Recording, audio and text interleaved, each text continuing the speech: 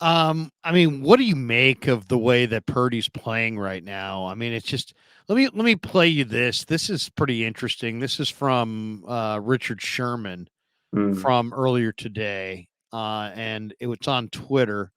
I'll put this. I'll share the screen right here. Here's Rich. Year guy, and he's playing. Here we go. Still, Sherman this is talking. This is Sherman talking about Purdy, um, on the Ringer. Here we go. Let me just make sure I get the right volume. Here we go. Dick Sherman, ladies and gentlemen. this is still a second-year quarterback. They scrutinize this guy like he's been in the league for a decade.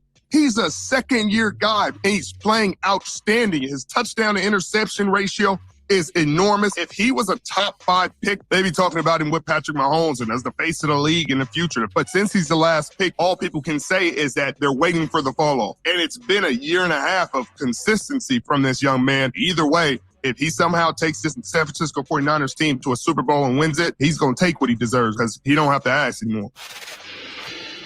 There you go. The Richard Sherman podcast spit that one out, Raj. I mean, I don't even know what to say at this point about Brock Purdy. I mean, everybody knows I'm a major supporter of Brock Purdy. And by the way, everybody hit like, that will help everybody build the stream, and everybody in the chat hit subscribe, and become a subscriber to the Krug Show. But I mean, what do you make of what we've seen of Brock Purdy, not just the last couple of years, but most specifically the last couple games? I mean, he has just been spectacular. Yeah, that's the thing. Last couple of weeks, it was a lot of before these last 2 weeks where the 49ers got back on a win streak. There was a lot of uncertainty. People are saying, okay, the film's caught up with Brock.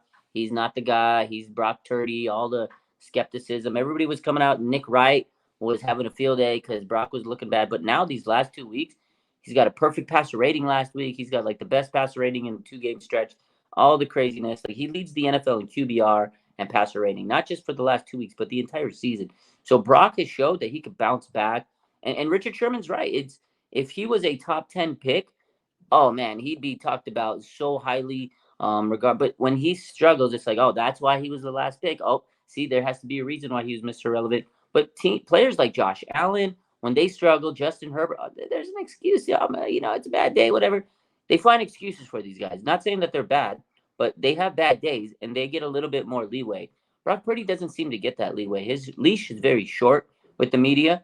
But again, the fact that he's able to bounce back these last 2 weeks is shown a lot of character for him. Quarterbacks are going to have bad days, but he's shown that during those bad stretches, he's able to turn it around and become great again. The one thing, and I said this last week, that we still need to see improvement from Brock Purdy is playing from behind. Obviously, that's a different situation, but when he has the lead and his guys are, healthy, he is cooking. And the biggest thing that I've seen improvement in Brock Purdy, and I think Debo talked about it today, he made a joke about it, but his arm strength is getting stronger. I think you might have asked him or Cam might have asked him, but Debo said, yeah, he's been lifting a little bit of weights, but the guy's throwing big-time bombs now. And, I love that, Kyle. It's last 2 games, third quarter, he goes for the jugular in that first drive. Kittle and Ayuk, big-time explosive touchdowns, and Brock's getting better at those, so I love it. What Purdy said today at the podium was that his throwing routine has strengthened his arm. Mm-hmm. And it's almost like we're seeing it. I mean, the ball that he threw to Kittle in Jacksonville was a great throw, incredible arm strength throw, really. Way more arm strength than most people who said he had no arm strength, would ever believe he had. And then the ball to Ayuk was just an absolute dime, and it was 45 yards down the field, maybe more. That was very impressive. So I don't know. And it's funny, he was asked about the deep ball, and he said, the deep ball, he admitted today that the deep ball attempts that they've taken and the success that they've had the last couple of weeks have opened up things in the intermediate area for him. But I mean, what's amazing, Raj, is number 1 in quarterback rating, number 1 in completion percentage, number 1. We're talking about number 1 in the league. Number 1 in the league. That means in front of Mahomes, in front of all these guys. It's amazing.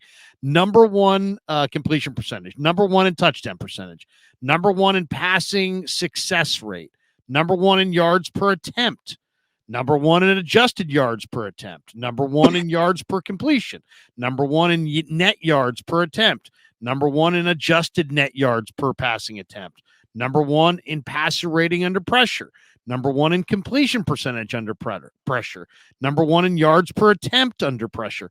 And he's doing all this playing behind a 49er offensive line that ranks like 28th in pass block win rate. So it's not like, he's got Shanahan, granted. He's got Debo, Ayuk, Kittle, weapons, CMC. He's got weapons, granted. He's not doing this all by himself. It's not like he's out there with, Little Sisters of the Poor and he's getting it done. He's got a great offensive-minded coach, and he's got great weapons. But so what? I mean, the guy's number one in the league in like 15 different categories, and he's doing it behind a line that we don't know who's going to start at left guard. We don't know who's going to start at right guard. Colton McKivitz, people are not too hot on at right tackle. So, I mean, it's like, what would this guy do if you put a big-time, star-driven offensive line in front of him? I mean, it boggles the mind that he's doing as well as he is. Yeah, no, you put him behind the Eagles O-line, and can you imagine if he's doing this with the 49ers O-line? And that's the biggest takeaway, Larry, is this offensive line, it's just not that great. Like you said, it's okay. Trent Williams is a Hall of Famer, but what about the rest of these guys? There's no Trent Williams on every position on that line. Aaron Banks is good, but he's been dealing with an injury. So I feel like Brock has to do more with less on the O-line than a lot of these other guys, like Jalen Hurts, of course. And his ability to create, he's like a magician out there, and he doesn't get enough credit.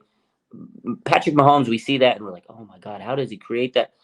But Purdy has been doing some similar things. He'll run out of the pocket and make some dimes and here and there make some Houdini passes. Brock is nice, man. And again, without an offensive line that's elite, he's doing this thing with mind-boggling presence. And sometimes the blitz is coming and he'll get the ball out quick. I mean, the Buccaneers were blitzing a hell of a lot, and he was still getting the ball out as quick as he could. And again, he had a perfect passer rating. I don't think people are talking about that enough. No, the 49ers haven't seen that since 1989, Larry. Joe Montana was the quarterback, and he had a perfect passer rating. That's crazy. You know how old I was when that happened? 5 years old, Larry. It's a long time ago. I know. I mean, I was a freshman in college the last time a 49er quarterback had a perfect passer rating. I'm now 53 with 2 kids in near grad school. I mean, it's unbelievable. The guy is playing incredibly well. 18 touchdowns, 5 picks. He's completing 70% of his passes. I mean, it's a great story. I love the way Richard Sherman framed it, though, Raj. He's like, you know what? Screw all this. Give him credit, give him respect. He's just going to take it. He's just going to take it. If he climbs to the top of the mountaintop and wins the Super Bowl this year for the 49ers, he will essentially have just said, you know what? You want to give me flowers or not? I'm just taking it. The Niners will have to pay him. They'll be glad to pay him. It's funny too, because it's like I get a chance to go into the locker room, talk to the players. The players are some of the most honest people out there. Now, granted, they're not necessarily going to, stand up on a box and rip their teammates. But, when you've been in the locker room enough, how to kind of read through what they're saying and how they're saying it. And these guys will let you know off mic and off camera, kind of how they actually feel. And there's just an unbelievable amount of respect and belief in Brock Purdy in that room. Then Shanahan talks. And, are you going to replace your quarterback? Why would I do that? It's like, and he's, totally in Brock's corner. The only people that aren't in Brock's corner are just either people that, for whatever reason, don't see it, don't understand it, or don't want to believe it, or scarred by Jimmy's failure. Maybe they believed in Jimmy and Jimmy let them down and their scope is kind of narrow, or they were super in on Lance and they believed Lance was the guy and they're still kind of bitter that they got taken for a walk in the park on the whole Trey Lance thing. I don't know. I mean, I'm just trying to understand why people that would see a full season of this and hear the guys who know him the best, the players, the coaches, speak in such glowing terms. And then you hear Hall of Fame quarterbacks like Joe Montana and star quarterbacks like, Hall of Famer like Kurt Warner and a star quarterback like Alex Smith, guys that have no real reason to say anything. They're not tied to him in any way. They don't have to say anything positive, and they're giving him their complete endorsement. And yet still people are kind of like, I got to see more. I don't believe. I don't know. I mean, whatever. We'll see. We'll see where it goes, but it is baffling to me. Yeah, 100%. It's just crazy that everybody wants to doubt him, and I feel a lot of it is just people that wrote him off in the training camp. They want to prove that they were right, so they're just going to stick with this narrative, and a lot of it is just crazy people in the media too. And again, the guy that comes to mind is Nick Wright. This guy has been pounding the table that Brock is terrible. Baker Mayfield's gonna. He said this is one of the things he said was, Baker. If Baker was on the Niners, they'd still be, a Super Bowl contender. If Brock Purdy was on the Buccaneers, they'd be in contention to get Caleb Williams. Like, they'd be so bad. He just doesn't want to believe the Brock Purdy hype. But you know what? I love what Christian McCaffrey said after the game. He goes, I want to see the haters continue because it makes him pissed off and he plays better. So, end of the day, I think it's good. Brock's thriving off of it, and he's making everybody look silly.